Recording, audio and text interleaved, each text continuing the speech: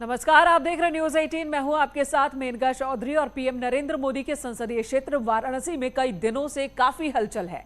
कारण है ज्ञान वापी मस्जिद का सर्वे। और इस विवाद को लेकर आज काशी से लेकर दिल्ली तक अदालतों में ऑर्डर सुनाई देता रहा। वाराणसी कोर्ट ने कोर्ट कमिश्नर अजय मिश्रा को हटाकर विशाल सिंह को जिम्मेदारी दे दी है और सर्वे की रिपोर्ट दाखिल करने के लिए 2 दिन का और वक्त दिया है। तो वहीं सुप्रीम कोर्ट ने निर्देश दिया कि किसी को भी नमाज पढ़ने से रोका न जाए, लेकिन शिवलिंग वाली जगह को सुरक्षित रखा जाए। उधर मुस्लिम पक्ष ने दावा किया है कि जो मिला है वो शिवलिंग नहीं बल्कि फव्वारा है। विस्तार से इन खबरों पर डालते हैं नजर। ज्ञानवापी मामले को लेकर आज सुप्रीम कोर्ट में सुनवाई हुई। ये सुनवाई मस्जिद कमेटी की याचिका पर की गई। कमेटी ने सुप्रीम कोर्ट में दायर अपनी याचिका में सर्वे कराने पर ही सवाल उठाए थे। सुनवाई के दौरान सुप्रीम कोर्ट ने कहा कि अगर सर्वे के दौरान शिवलिंग मिला है तो उसकी सुरक्षा की जाए, लेकिन इससे नमाजियों को कोई परेशानी ना हो, इसका भी ध्यान रखा जाए। मामले में अगली सुनवाई 19 मई को होगी। सर्वोच्च न्यायालय ने यह कहा कि जिस जगह पे शिवलिंग पाया गया है उस एरिया को डीएम को आदेशित किया है कि वो प्रिजर्व करे और वहां पर किसी तरह का घुसपैठ न होने पावे। और जो दूसरा आदेश उन्होंने दिया है कि उस एरिया के अलावा मस्जिद के अंदर जो मुस्लिम समुदाय के लोग हैं वो नमाज अदा कर सकते हैं, जब तक कि इस पिटीशन में जो प्लेंटिफ नहीं आते, अपना पक्ष नहीं रखते, तब तक के लिए व्यवस्था आज की गई है। लेकिन जो सबसे खुशी की बात है कि जिस एरिया को जिला कचहरी ने सील किया था, जहां शिवलिंग पाया गया है, उस एरिया को प्रोटेक्ट करने के लिए, उसको सील करने के लिए माननीय सर्वोच्च न्यायालय ने भी आज डीएम को आदेशित किया है, डीएम वाराणसी। सुप्रीम कोर्ट के साथ ही ज्ञानवापी सर्वे को लेकर वाराणसी कोर्ट में भी सुनवाई हुई है। सर्वे टीम की तरफ से रिपोर्ट जमा करने के लिए 2 दिन का वक्त मांगा गया था, जिसे लेकर अदालत ने मंजूर कर लिया है। इस बीच सर्वे कमिश्नर अजय मिश्रा को हटा दिया गया। उनके सहयोगी पर सर्वे की जानकारी लीक करने के आरोप लगे थे। इसके अलावा मुस्लिम पक्ष लगातार उन्हें हटाने की मांग कर रहा था। हालांकि इस मांग पर यह फैसला नहीं लिया गया है, बल्कि जो शिकायत की गई है विशाल सिंह की ओर से लिखित में, उस शिकायत पर उनके खिलाफ ये फैसला आया। उनकी जगह पर अब कोर्ट कमिश्नर की भूमिका विशाल सिंह निभाने वाले हैं और उनके ही निर्देशन में सर्वे पूरा होगा, रिपोर्ट पेश की जाएगी।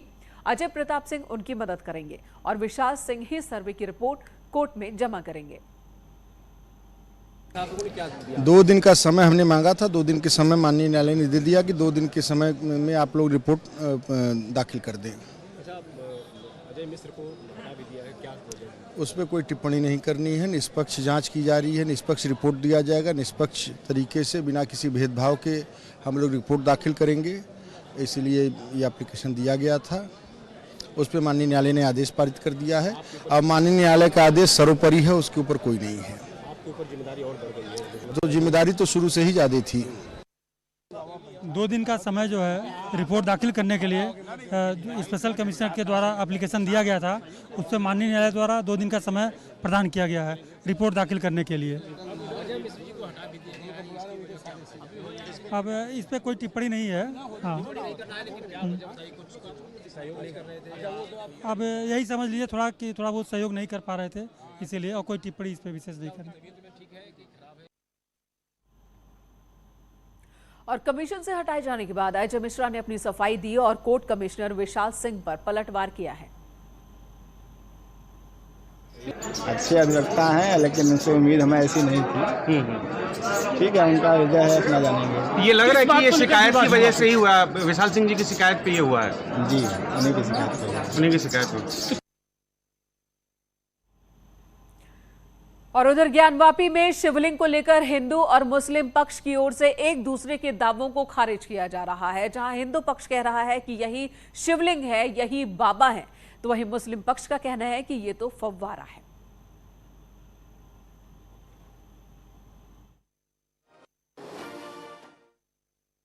हिंदू पक्ष मुस्लिम पक्ष मत कहें, एक राखी सिंह महिला है, उनके साथ 2-4 महिलाएं हैं, ये उनका दावा है। क्या हकीकत है इसमें? देखिए, हकीकत असल में वो फव्वारा है। फव्वारे के बीच में पानी निकालने के लिए एक टेक्निक अपनाई गई जिससे कि पानी निकलता था और अगल बगल के टोटियों से पानी निकलता था। वो पानी का जब ऊपर आता था तो एक अच्छा शेप देता था। वो फव्वारे की टेक्निक है, न कि ज्योतिर्लिंग है। तो ये शिवलिंग की जो बातें हो रही हैं, अदालत ने जो इसके ऊपर अचानक जो है आदेश दिया वहाँ पे सीज करने का, क्या इसके लिए आप अपर कोर्ट में कल ही अप्लाई करेंगे या आज अप्लाई करेंगे? नहीं, इसके बारे में अभी कमेटी से इसमें फाइनल नहीं हुआ है, लेकिन कोर्ट का जो ऑर्डर है, ऑर्डर का हम सम्मान करते हैं, लेकिन हम अधिवक्ता हैं। हम कोई भी कोर्ट के ऑर्डर को, जो मैंने देखा, वो order against the procedure, against the law और इलीगल ऑर्डर है, बिना हमें मौका दिए सुना गया। साकार ब्रह्म के उपासक, निराकार ब्रह्म के उपासक साकार ब्रह्म के बारे में क्या जानेंगे? इस्लाम तो निराकार ब्रह्म का उपासक है, और सनातनी हमारी परंपरा में मूर्तियों का, विग्रहों का, देवस्थलों का स्थान होता है, मान्यता है, उसकी विश्वास है, उसकी परंपरा है। तो उसका निर्धारण वो नहीं कर सकते हैं, हमारे पूज्य धर्माचार्य करेंगे या तो पुरातत्वविद करेंगे। और ज्ञानवापी परिसर विवाद को लेकर समाजवादी पार्टी के अध्यक्ष अखिलेश यादव का भी बयान आया। उन्होंने कहा कि ज्ञानवापी जैसी घटनाओं का जानबूझकर बीजेपी और उसके सहयोगी भड़का रहे हैं लोगों को। बीजेपी के पास महंगाई और बेरोजगारी जैसे मुद्दों पर कोई जवाब नहीं, इसलिए इस तरह के मुद्दों को हवा दी जा रही है। ज्ञानवापी मस्जिद का और इस तरह के घटनाक्रम भारतीय जनता पार्टी जानबूझ करके करती है, या भारतीय जनता पार्टी खुद होती है, या उसके हिडन या इंडिविजुअल मित्र होते उनके साथ, वो अपने अदृश्य मित्रों को भी आगे करती है। क्योंकि भारतीय जनता पार्टी जो बुनियादी सवाल है उनका जवाब नहीं देना चाहती।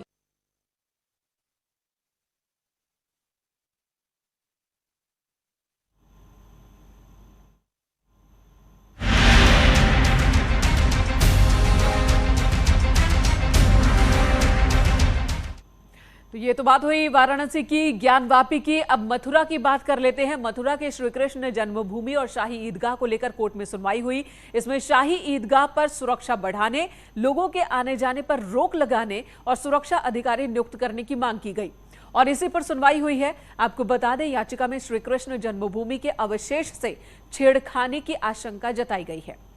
शाही ईदगाह सील करने की मांग की गई। याचिका में कहा गया है कि श्री कृष्ण जन्मभूमि में जो अवशेष हैं, अगर उनसे छेड़छाड़ हो गई तो फिर केस का कोई आधार बचेगा नहीं। अब 1 जुलाई को इस मामले की अगली सुनवाई है। कहना है कि श्री कृष्ण जन्मभूमि परिसर के पास जो शाही ईदगाह मस्जिद है वो मूल गर्भगृह है, और हम चाहते हैं कि मूल गर्भगृह में जो हिंदू चिन्ह है उनको सुरक्षित करने के लिए वहाँ कोई सुरक्षा अधिकारी नामत कर दें उस परिसर के लिए, तो वहाँ प्रतिवादीगण नहीं जाए। अगर प्रतिवादीगण जाएंगे तो हमें अंदेशा है कि वो चिन्हों को हटा सकते हैं। तीसरा क्या है कि हमने कहा है कि वहाँ सील कर दिया जाए, उस परिसर को, पर्टिकुलर परिसर को सील कर दिया जाए। तो सील करने से क्या होगा कि जून की 1 महीने की छुट्टी है, पूरी जून की 1 महीने की छुट्टी में कुछ भी वहाँ किया जा सकता है। तो आज हमने न्यायालय से ये अनुरोध किया था कि वो उस पूरे परिसर को सील किया जाए, प्रतिवादीगणों को जाने से रोका जाए, या कोर्ट चाहे तो वहाँ कोई सुरक्षा अधिकारी नामित कर दे। तो वो सुरक्षा अधिकारी पर्टिकुलर शाही ईदगाह के मस्जिद के जो हमारे चिन्ह हैं उस एरिया को पर्टिकुलर रूप से देखेगा। तो इसी को लेकर आज एप्लीकेशन दी थी, न्यायालय द्वारा सुना गया, और न्यायालय द्वारा सुनने के बाद में 1 जुलाई तारीख अग्रिम निर्धारित कर दी गई है। और उधर मथुरा के शाहपुर में बांके बिहारी गर्भगृह वाली जगह पर बनी मजार को भी अब हटाने की मांग होने लगी है। 15 दिन के अंदर हटाने की मांग साधु संत कर रहे हैं। अल्टीमेटम दिया है उन्होंने। धर्म रक्षा मंडल के बैनर तले साधु संतों ने यहां पर विवादित स्थल का निरीक्षण किया है। धर्म रक्षा संघ के राष्ट्रीय अध्यक्ष सौरभ गौड़ का कहना है कि मुलायम सरकार में मंदिर की जगह पर कब्रिस्तान दिखाया गया, 2020 में उस पर मजार बनवा दी गई। उन्होंने प्रशासन से मजार को जल्द से जल्द हटवाने की मांग की है। शाहपुर में उस स्थल का निरीक्षण करने के लिए गया जो कि अवैध रूप से 2004 में मुलायम सरकार ने मुस्लिम समाज को कब्रिस्तान बनाने के लिए दे दिया। जो गर्भगृह वाले स्थान पर मुस्लिम समाज ने एक मजार का निर्माण कर लिया है जो कि घोर आपत्तिजनक है। सन 47 में ही मुसलमानों का गांव था। सन 47 में गांव भाग गया, उसके बाद फिर बसा, दोबारा यहाँ चकबंदी हुई। चकबंदी में जो चक बनाए गए तो वो कुछ नंबर जोड़ जोड़ के चक बनाए गए। तो इसमें 10 नंबर और जोड़े बाहर से।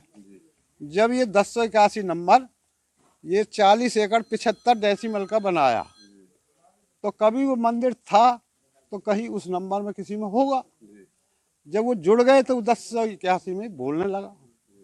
अब 1081 में देखो स्वास्थ्य केंद्र भी बोल रहा है, 1081 में पोखर भी बोल रही है, 1081 में हमारी मस्जिद भी बोल रही है, 1081 में हमारा गांव भी बोल रहा है और हमारा कब्रिस्तान भी बोल रहा है। तो ये जरूरी थोड़ी कि हमारे कब्रिस्तान में था वो मंदिर। तो विवाद हिंदू पक्ष और मुस्लिम पक्ष में है तो सियासत भी फुल ऑन है। कांग्रेस नेता प्रमोद कृष्णम ने ताजमहल और कुतुब मीनार को लेकर बड़ा बयान दिया। उन्होंने कहा कि अगर ये हिंदुओं का है तो केंद्र सरकार को चाहिए कि ताजमहल और कुतुब मीनार हिंदुओं को सौंप दे। ताजमहल वाले विषय पे कोर्ट ने वहाँ के ताले खुलवाने को मना कर दिया, लेकिन अगर ताजमहल और कुतुब मीनार पे कोई विषय है तो फिर भारत सरकार के अधीन है, क्योंकि ये किसी धर्म के हाथ में तो है नहीं। भारत सरकार को चाहिए कि ताजमहल और कुतुब मीनार हिंदुओं को सौंप दे, लेकिन ये विषय तो भारत सरकार का है। और अब कुछ और बड़ी खबरों की बात कर लेते हैं। समाजवादी पार्टी के नेता आजम खां की जमानत अर्जी पर सुप्रीम कोर्ट ने फैसला सुरक्षित रख लिया है। मामले की सुनवाई के दौरान यूपी सरकार ने आजम खां को जमानत दिए जाने का विरोध किया और कहा कि आजम खां आदतन अपराधी हैं, वो दूसरों की जमीन पर कब्जा करते हैं। इस पर आजम खां के वकील कपिल सिब्बल ने दलील दी कि कहा कि आजम खां का उस स्कूल से कुछ लेना देना नहीं, वो स्कूल को नहीं चलाते, बस उसके चेयरमैन हैं और एफआईआर तब दर्ज हुई जब आजम खां जेल में थे।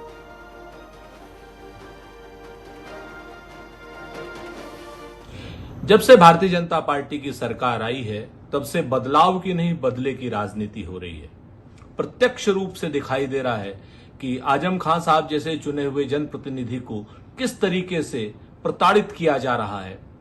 अनेक मामलों में उन्हें जमानत मिल चुकी है, उसके बावजूद भी भारतीय जनता पार्टी की योगी सरकार कहीं ना कहीं उनको प्रताड़ित करने की मंशा से उनके ऊपर नए नए मुकदमे डाल रही है।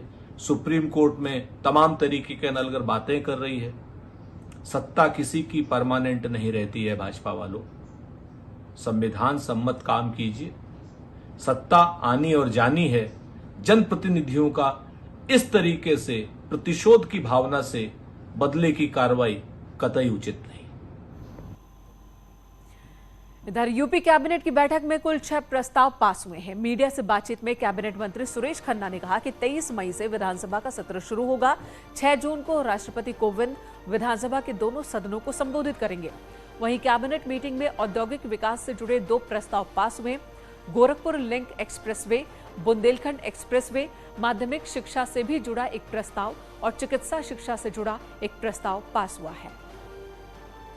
विधानसभा का सत्र 23 तारीख से प्रारंभ होने जा रहा है। महामहिम जी के राज्यपाल जी के अभिभाषण से लेकर और बजट चर्चा तक, और 6 तारीख को महामहिम राष्ट्रपति जी भी ज्वाइंट सेशन को संबोधित करेंगे, विधानसभा और विधान परिषद। 6 जून को। जी हाँ।